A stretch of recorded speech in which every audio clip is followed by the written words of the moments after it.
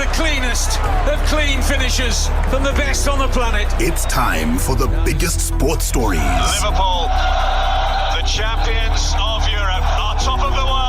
The biggest interviews. That such a great spectacle is ruined by such thuggish behavior. And all the analysis right here. He's the one player that has the arrogance to think that he can play in any stadium in the world and any pitch in the world in front of any player in the world and take them on.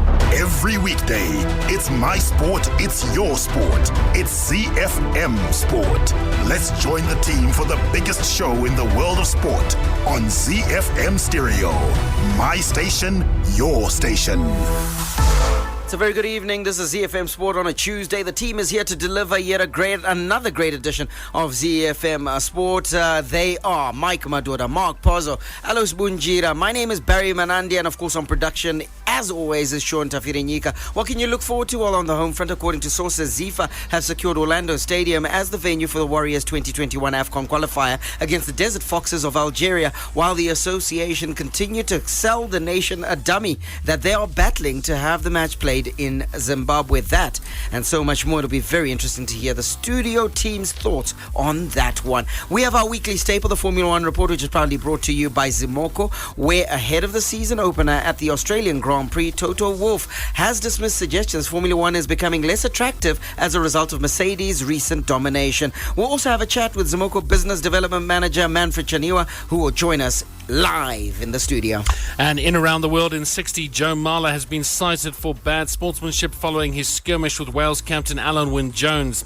Miami Open organisers have said the tournament will carry on as scheduled in 2 weeks' time despite concerns about coronavirus, and Rory McIlroy has been grouped with John Rahm and Brooks Koepka for the opening 2 rounds of the Players' Championship. In the beautiful game, we'll have updates from the major leagues of Europe before we zone in on the UEFA Champions League action tonight. In the Premier League, Leicester City striker Jamie Vardy has refused to rule out a return to the England side for the Euro 2020 finals, with first choices Harry Kane and Marcus Rashford nursing injuries. In Serie A, Italian Prime Minister Giuseppe Conte has announced that all sporting events in Italy are to be suspended until the 3rd of April due to the growing spread of the coronavirus. In La Liga, matches in Spain will be played behind closed doors for at least the next 2 weeks because of the coronavirus concerns. And then in Champions League action, Dele Alli insists there is no time to get out the violins over Tottenham's injury crisis ahead of tonight's clash against Red Bull Leipzig. And Valencia will be looking to mount an unlikely comeback when they host Serie A outfit Atalanta in the second leg. The Warriors, the Chevrons, the Cheetahs, the Mighty Warriors, and the Sables. From the pool to the track to the field, we are Team Zimbabwe. The Home Front. Local sports news and analysis. All right, let's get after it. 0731168045 is our WhatsApp number. Send us your thoughts as to what's happening in the world of sport. That number again, 0731168045. The first story in our local sports news roundup is about stadiums, a home for the Warriors, where according to sources, ZiFA have secured Orlando Stadium as the venue for the Warriors 2021 AFCON qualifier against the Desert Foxes of Algeria, while the association continues to sell the nation a dummy that they are battling to have the match played in Zimbabwe. Sources in South Africa say that ZiFA Chief Executive Joseph Mamutse yesterday sealed a contract with his South African Football Association counterparts for the match to be held at Orlando Stadium in Soweto. This is all the while when ZiFA continues to communicate that they are working feverishly to make sure that the game is played locally. What are we to believe, Alois? It's tricky. Yeah, it's tricky. I think you can actually tell from the lack of action from the Zimbabwe Football Association. Like there's no communication. There's everything was like hide and seek and all that. You could actually feel that kind of thing. We could feel that they know something. They know they've got this. Right. We've got this. So they were so comfortable and confident. I think they just wanted the renovations to keep going. Okay. To keep on going, but they definitely knew that CAF was not going back to come here and re-inspect this. But I don't know how it's going to work out. But what I know is this stadium was not booked yesterday. You're right. It was not booked 2 days ago. It has been booked for a while now. The provisional booking was done probably over a week ago. And Mike, it would need to be, wouldn't it? Because we would need to communicate to our opponent and also make sure that we have a venue just in case if this so-called re-inspection is going to happen and goes badly, we actually have a venue to play the match. ZiFA's communication right now is in shambles. Listen, I think we were just desperate for good news. Yeah. And therefore, there are certain individuals that played on that, just keeping the nation hanging, believing that something is going to happen, whilst in reality, nothing was ever going to happen. Now, if you had spoken to me 2 weeks ago, I'd have told you that Zimbabwe is going to have to play the qualifier versus Algeria outside of Zimbabwe, because there are certain laws, certain rules, certain stipulations, certain regulations that CAF is never ever going to bend, because they set a very bad precedent. This is not a case that is unique to Zimbabwe. Just yesterday, you had the likes of Daniel Amokachi leading a CAF in stadiums inspection team in Uganda as well, just checking that their stadiums, their facilities are up to scratch. So they make a bad call on Zimbabwe. All of a sudden, there's a precedent that is set for the 52 nations of Africa, and CAF cannot afford that. So they're never going to flout their own rules and regulations just to please Zimbabwean football. So this match was always going to be played outside of Zimbabwe, and I think it was irresponsible for those at ZiFA and certain sections of the media, in truth, that had Zimbabwean fans believing that there was hope around the corner. Yeah, it was really bad, because we kept on talking about it. How can we have an inspection a week before the match? No. It's not going to happen, because Algeria needs to prepare. What if they want to come 10 days before the match? There's a 30-day deadline where we're supposed to communicate our match venue 30 days ahead of the event. Match. But why? Yes, even Algeria, in terms of planning their logistics, knowing exactly where they're going to be playing, how they're traveling, when they're traveling, the advanced team, which hotels they're going to be using, which training facilities they're going to be using. All that has got to be done whilst there's due time. That's why they say 30 days. It allows your opposing team to be able to plan and to plan properly. And you and I, Barry, of course, were in the know. The Algerian team, when they come to Zimbabwe, they were always going to use Harare International School because it is secure, and because the local scouting parties have no access to that particular facilities. Now, once they cancelled the booking for Harare International School and the arrangements that they had made, it was pretty obvious they were not going to be coming to Harare. The match wasn't going to take place here. One of the happy coincidences, Paz, that has resulted from this is the fact that now our stadiums are getting a spruce up finally. Yeah, suddenly everyone's jumping around. And perhaps, what do you call a spruce up?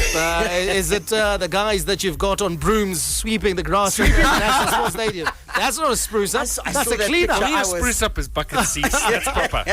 Now, if we're talking about bucket seats, if we're talking about the changing rooms being with fitted benches, fitted chairs, fitted cupboards, the office for the coach, the office for the technical team, for the medical team, in what CAF requires, then if that's the spruce up they are doing right now at the sports stadium, well done. That's not the sweeping of grass that Mike is talking about. Well, the bathrooms seem to be sorted out. However, the Ministry of Sports has also weighed in, and they've seemed to sort of take a front row seat in all of these. And when we caught up with the sports minister, Honourable Kirsty Coventry, recently, she said she will keep pressure on to make sure the stadiums are refurbished. I went and visited the stadiums this morning, and I was very happy to see that stakeholders have come together. You guys know they don't fall under my ministry, but it's been good to get everyone together and work together towards a common goal of getting them uplifted. So we're positive right now, and I think that's how we have to remain. Got to take a situation that wasn't the best and turn it into something that's good for us, and it has been good. It's been a good opportunity to get everyone on the same page, working towards the same goal. And so far the work that I've seen over the week has been very good. So we're going to keep the pressure on. I'll allow for you guys to help me keep that pressure on and to make sure that we get things done. But right now I'm very thankful for all of the stakeholders, for local government stepping up, to Honourable July Moyo, to the President for being very supportive and pushing to get the money released in time for us to start the work. So it's been all hands on deck from everybody, which is good to see.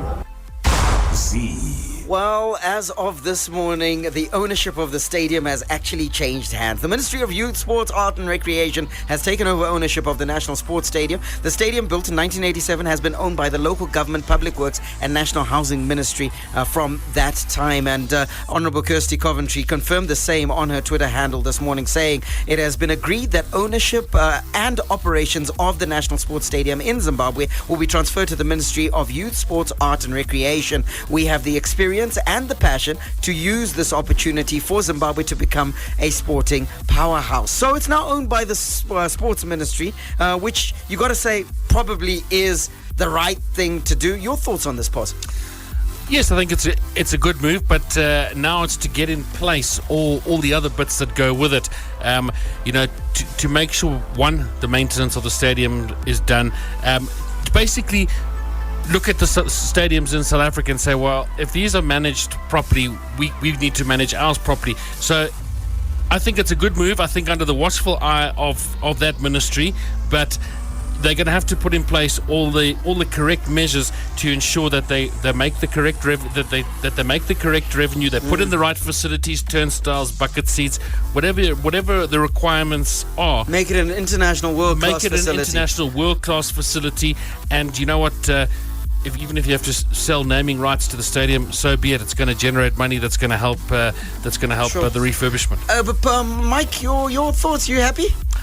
Yeah, I am happy if there's a plan. It's one thing transferring ownership and responsibility. It's another thing having a plan to say, okay, now that we've got the National Sports Stadium, what are we going to do with it? I have a few suggestions. One I think that may be controversial, but the first thing I would do, rip out that athletics track at the National Sports Stadium. Okay. Have the athletics track moved out to the B Arena, turn the B Arena into a 5,000-seater athletics facility. We are never going to be hosting a major athletics event in Zimbabwe anytime soon. Yeah.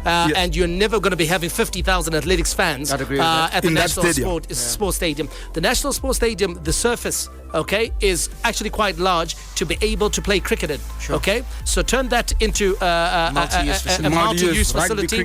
All of a sudden, you can play day-night cricket in there.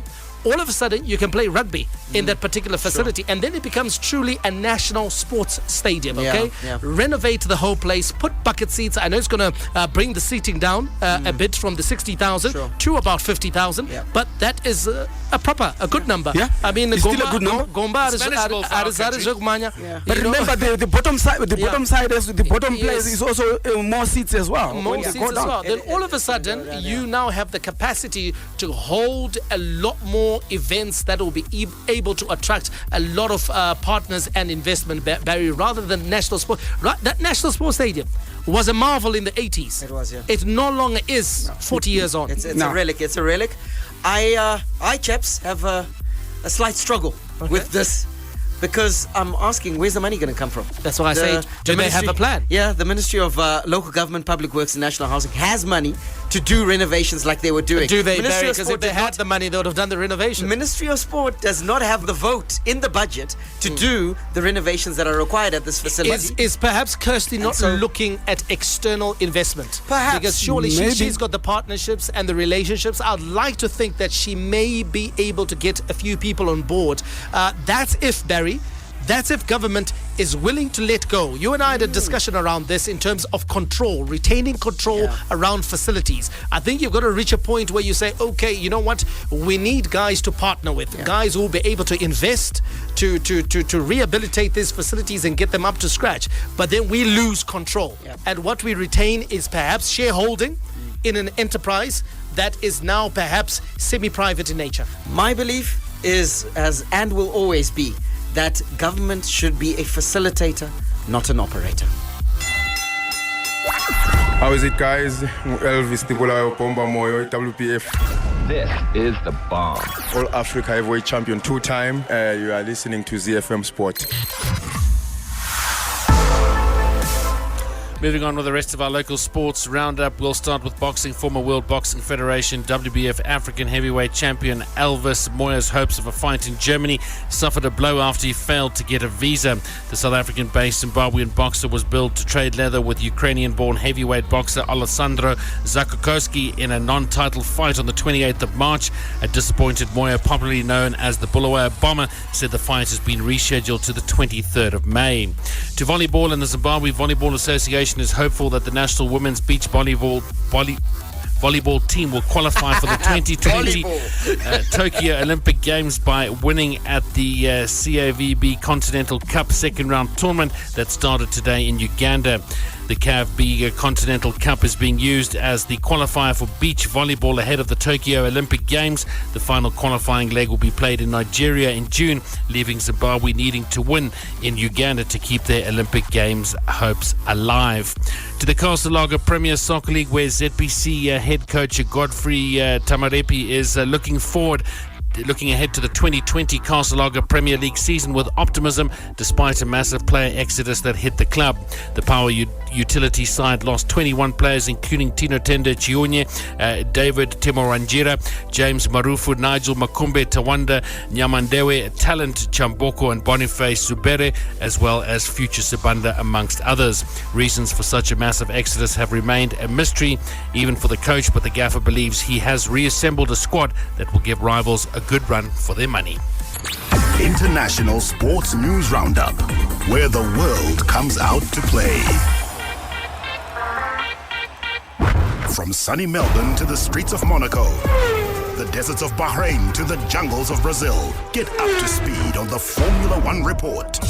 The Formula One Report is proudly brought to you by Zimoco, the home of F1 brands Mercedes-Benz and Alfa Romeo in Zimbabwe. Zimoco, specialized service for special brands.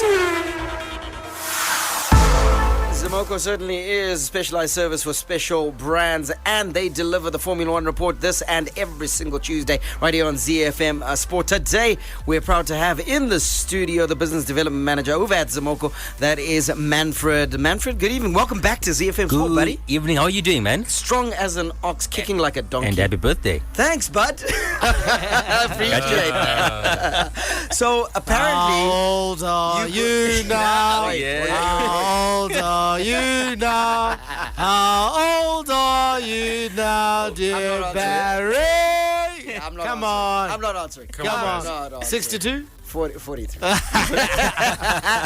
Manny, you bring with you, you come bearing gifts because your service center has opened the doors, as they say. Yes. So what we've done now, when you're driving your car, you have an accident, we've got the Zimoco Body Repair Center. Sure. Now, the Body Repair Center was mainly restricted to our Zimoco brands, Mercedes-Benz, Jeep, Fiat, etc.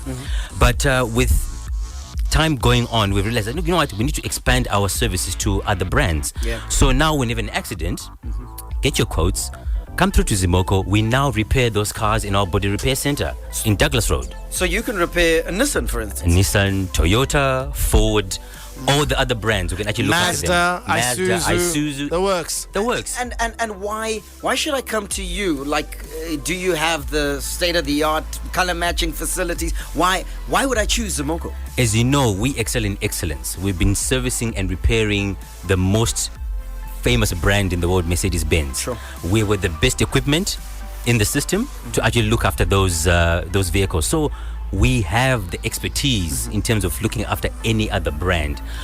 Our key issue also is that we have one of the fastest turnaround times, especially when you bring in your car for a quote. Within 3 days, we'll give you a quote. We make sure that we've got all the items that are needed for the car, and then within 5 days, we sort it out. You're happy. All right, and you have something called customer for life philosophy, and that means that I can start out with Zimoco and I can end my life with Zimoco. Explain that very briefly. Very briefly, quickly. You want to buy a vehicle, you've just come out of school, got your first job, we've got a car for you. Which one? The Havao H1. Yeah. As you progress in your life as a working employee, own businesses, you move up the ranks. You go to Mitsubishi, Jeep, Fiat, all the way to Mercedes-Benz. Right. And customer for life with Zimoco. Until I'm in the GLS. And the GLS. Or no, G-Wagon actually. G-Wagon. Z. This is the Formula One report. Of course, we're speaking to Manfred Chaniwa from Zimoko. He talked about, Zimoko specializing in excellence. Is that what you said? That is correct. Sounded pretty much like Liverpool. What team do you support? I support Liverpool. You support Liverpool. There we go. You know what I'm saying? Let's get into the Formula One news now. Ahead of the season opener, the Australian Grand Prix, Toto Wolff has dismissed suggestions Formula One is becoming less attractive as a result of Mercedes' recent domination, saying the series is on a really good path. Mercedes won 15 out of 21 races last year en route to an unprecedented 6th consecutive set of Formula One titles, extending its streak of championship wins that dates back to the 2014 season. The domination of one team has led to criticism regarding the attraction of Formula One to both fans and car manufacturers who might consider joining the grid. Now, this is something that has come to the fore in recent years, as people have complained about Mercedes dominating, but this is not a new story. It's not a new complaint either, because people say the same thing when Ferrari was dominating. Yeah. You go to different sports, people say the same thing as well. When Barcelona was dominating European football, people tend to, as long as your team is not the one winning, you always tend to find fault with the competition. Yeah, it's not less attractive at all. All it is that, you get a bit grumpy because your team is not winning. Yep. However, you still watch, you still tune in because you still have the excitement. The only thing is, I think that the on track in the Grand Prix, the atmosphere and the environment around the track has changed a little bit because you don't get the din of the former, I think they were the V8s. Yeah. That era is gone, but still Formula One is exciting. Oh, well, the figures are very interesting, Pos, because if you take a look at it in terms of the unique viewers, those that are actually attending the Grand Prix, I think there's been a 3.9% drop in those viewers, but the cumulative global TV audience has actually grown. So there are more people who are watching Formula One on TV. Yeah, and I think Toto Wolff might be a little bit off guard here because you know what, you got to look at Ferrari and Red Bull and say, a lot of people come out and watch them and support them, and it shows. Yes, you can say Mercedes won 15 out of 21 races, but stand by. I believe this season is going to be a completely, totally different kettle of fish. I agree with that. Yeah, absolutely. And of course, those of you who want to know a bit about the Australian Grand Prix, it has been confirmed it will go ahead. And of course, it will be held in Melbourne and fans will be allowed to attend. That, of course, according to race chief Andrew Westacott. He has confirmed that news, and he cited, of course, a big crowd at the T20 World Cup final, saying that we've got to go around things sensibly. And of course, the T20 World Cup final for the women was played over the weekend in Melbourne. So they have the capacity to handle the big crowds, even in light of the coronavirus development. Okay, Manny, let's talk about speccing your Mercedes-Benz within your budget. Yes. So we have touched on this before, but let's sort of recap. So I come in there and I want to buy a Mercedes-Benz, but there's certain elements that I would like for my Mercedes-Benz.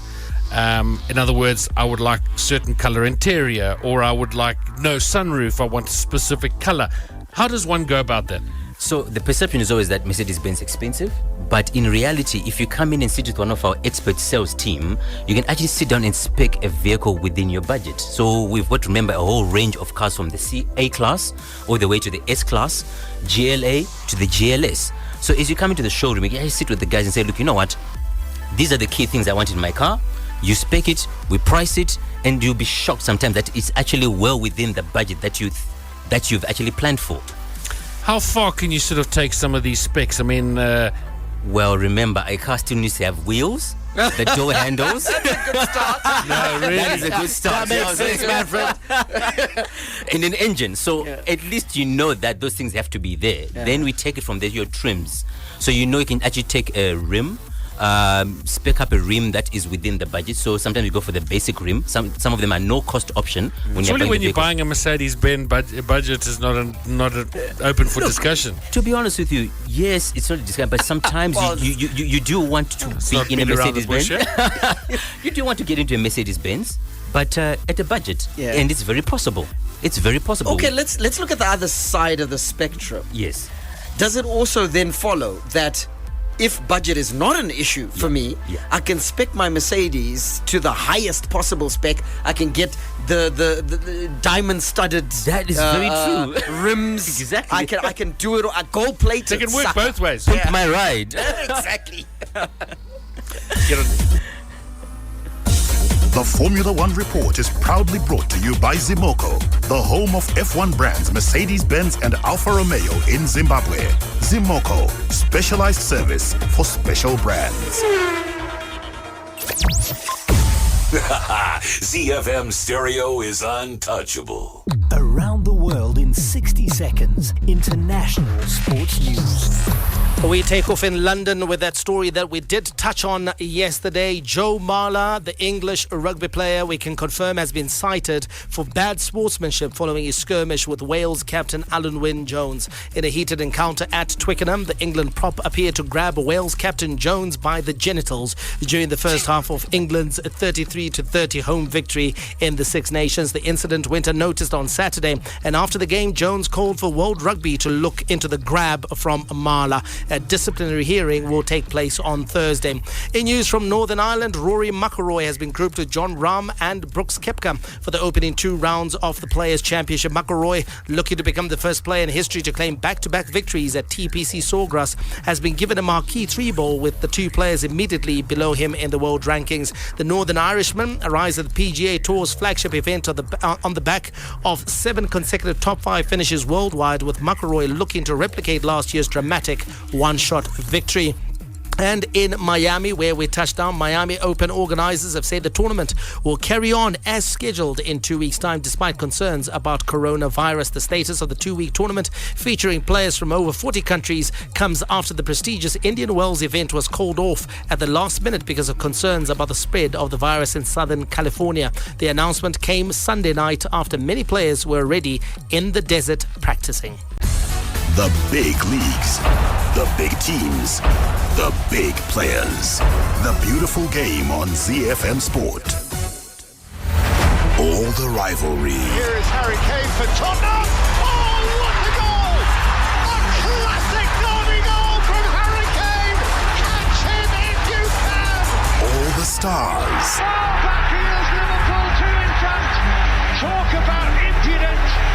Talk about improvisation. Talk about Sadio Mane. And all the game-changing moments. And Raheem Sterling rattles it home. And once more, City are in front in a trice. All the updates from the Premier League on ZiFM Sport.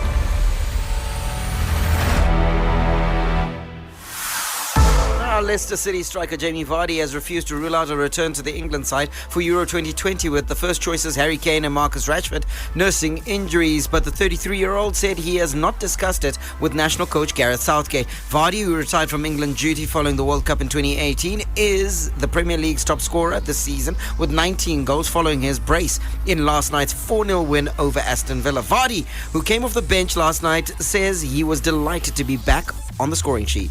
Yeah, when you come off the bench, you always want to try and make as good an impact as possible. Luckily tonight, first 2 shots have both gone in, so yeah, over the moon with it. Obviously, I've gone through a little bit of a patch with not scoring, and I've been making sure that I've been trying to work as hard as possible on the training field to try and get back to scoring ways. So to come off the bench tonight and get to, like I said, I'm over the moon.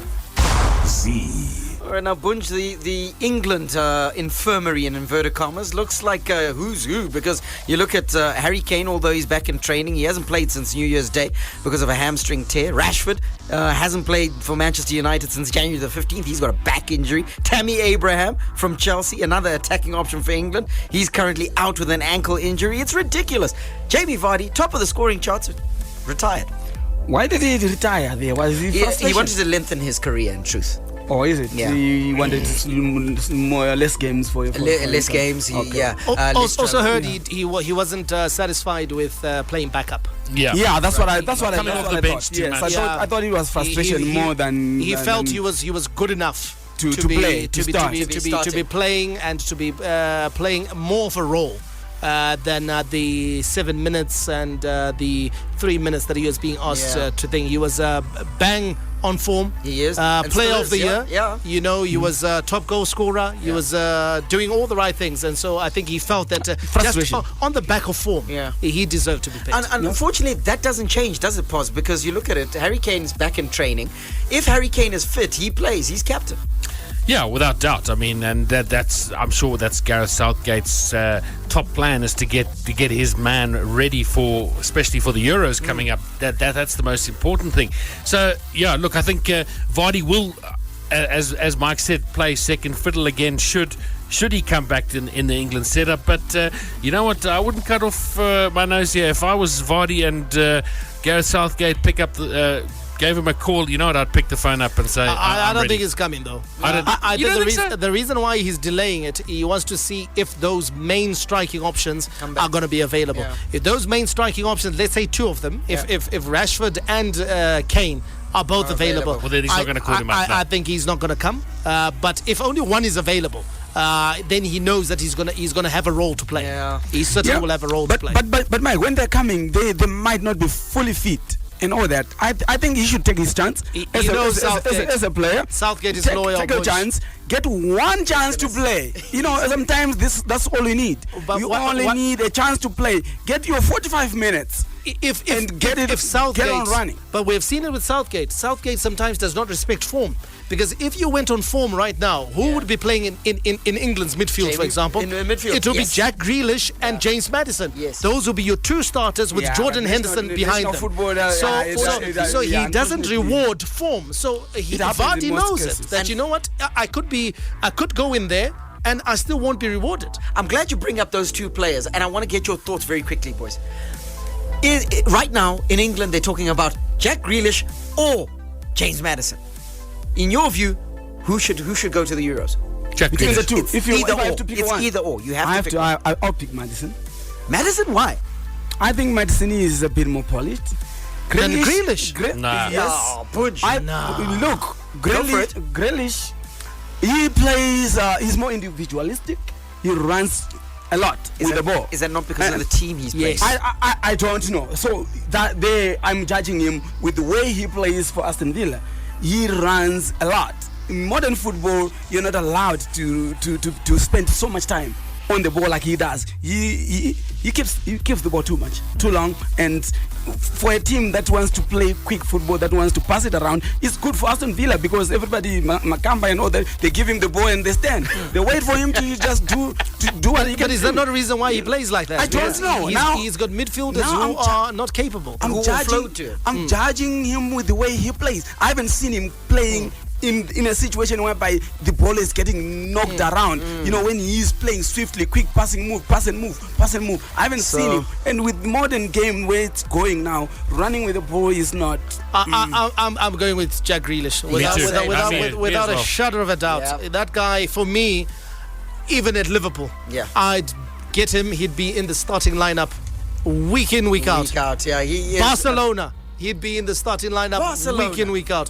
Tell me which team Jack Grealish can't play for. Yeah, fair point. He is a phenomenal player, and for me, James Maddison is a bit up and down. Okay, he is. Even Pep Guardiola said, "I'm a big fan of Jack Grealish." There you go. Yes. That he's a player. So 3 for Grealish, and 1 for James Maddison. That man is Alice Bunjira.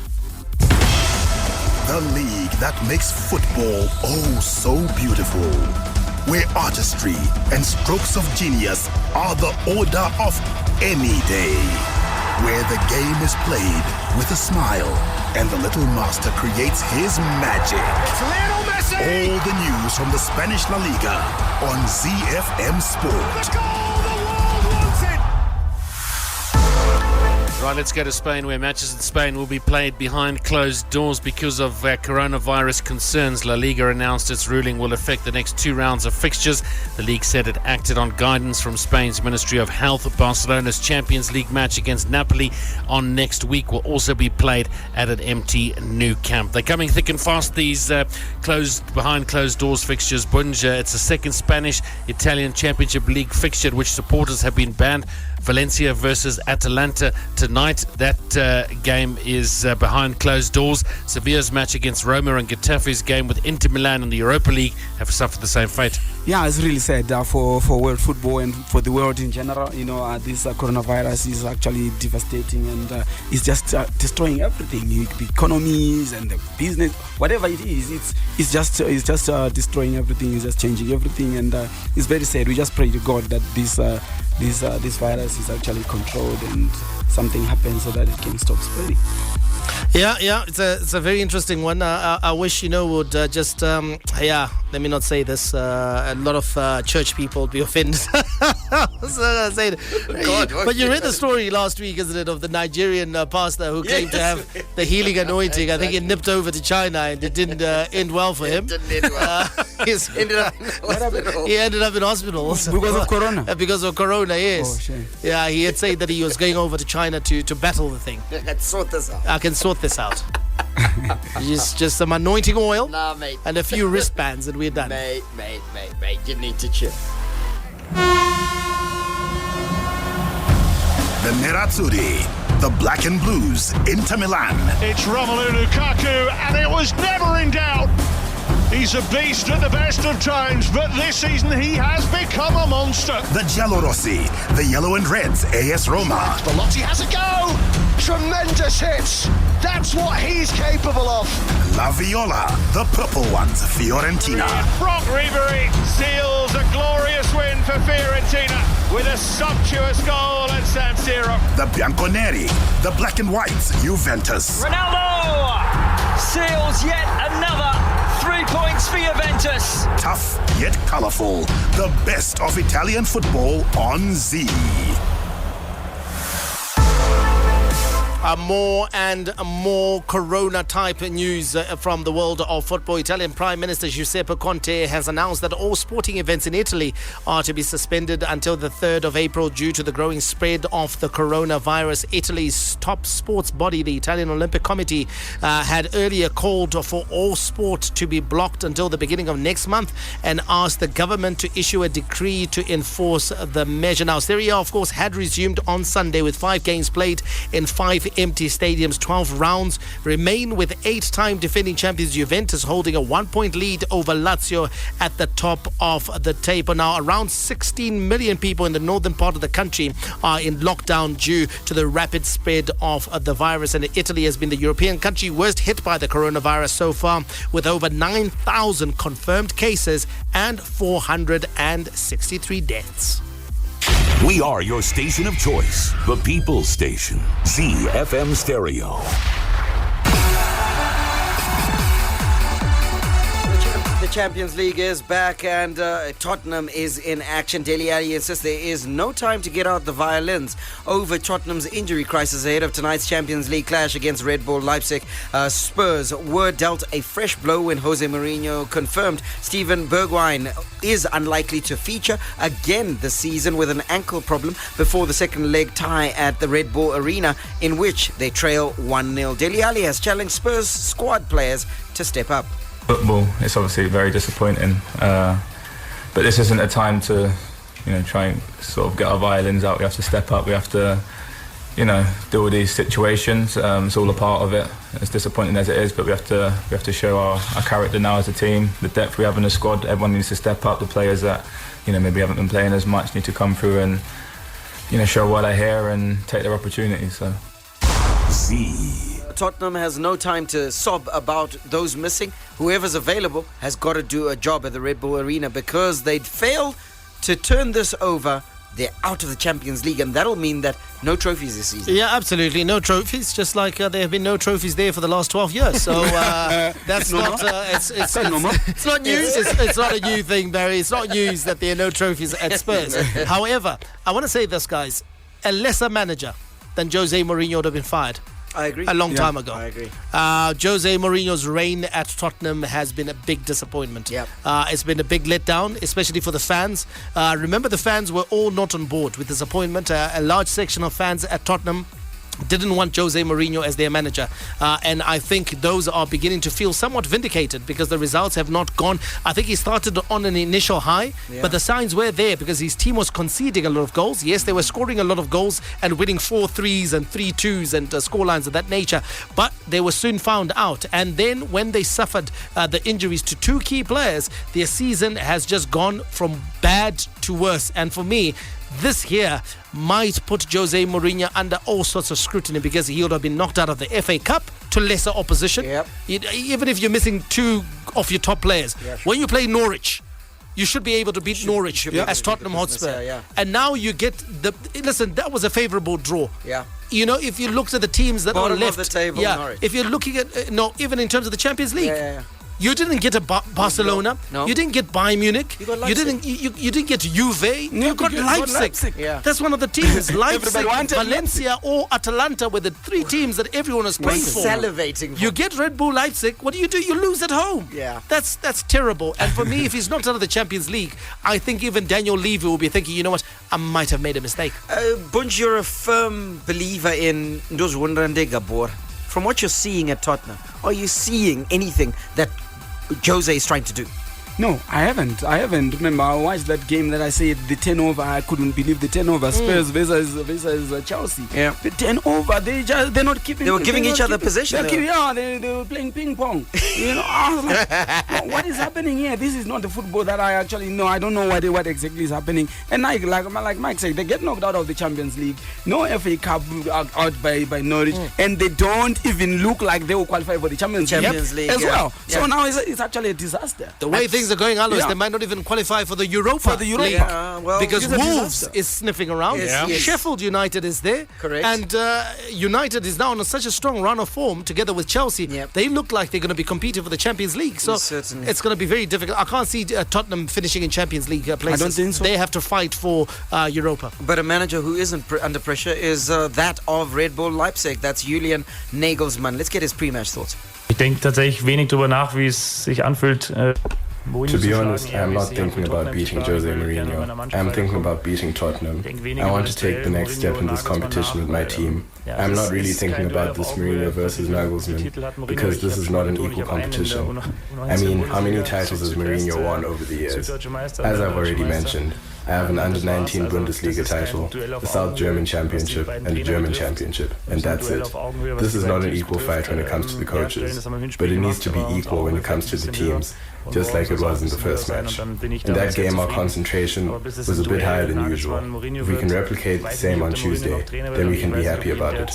But I don't know if it will ever be a fair competition between Nagelsmann and Mourinho when we are both still coaches. Julian Nagelsmann continues to say and do the right things. When called upon, put in front of a microphone, he says the right things. On the field, he's getting the results. He's young, he's energetic, he's doing all the right things. Can you see Spurs coming out of the Red Bull Arena with something? No. I believe that I'm actually comparing RB Leipzig a little bit to Ajax of last season. Right. Yeah. You think they're going to go deep in this competition, eh? I've just got this feeling that they've just got something. There's something a little bit that they score goals. They score goals. Yeah. Werner is a top player. They have energy. They have energy, exactly. If they catch you cold, I just think this is the little surprise package team of this year's Champions League. We saw Ajax last season. I believe Leipzig are the deal this year. That sort of vindicates Jose Mourinho because he'll tell you, I got the surprise package and they knocked me Leipzig. And just before you go on pause with the other update, I can tell you that breaking news coming out of Germany, and Bayern Munich have just announced that their game versus Chelsea will take place behind closed doors. All ticket holders will be given a full refund. And this is not because of Corona, that's because the match is already done. No, I'm joking. That's because of the coronavirus. So it's escalating. Yeah, it is. Right, quickly, Valencia will be looking to mount an unlikely comeback when they host Serie A outfit Atalanta in the second leg of their UEFA Champions League round of 16 tonight. Valencia will have a huge task at hand when they welcome Atalanta to the Mestalla as they look to turn over a 3-goal deficit from the first leg. The reverse fixture played in Italy last month saw Valencia get trounced 4-1 by Atalanta, leaving them staring at an exit from the competition. I can't see them coming back from this. Nah.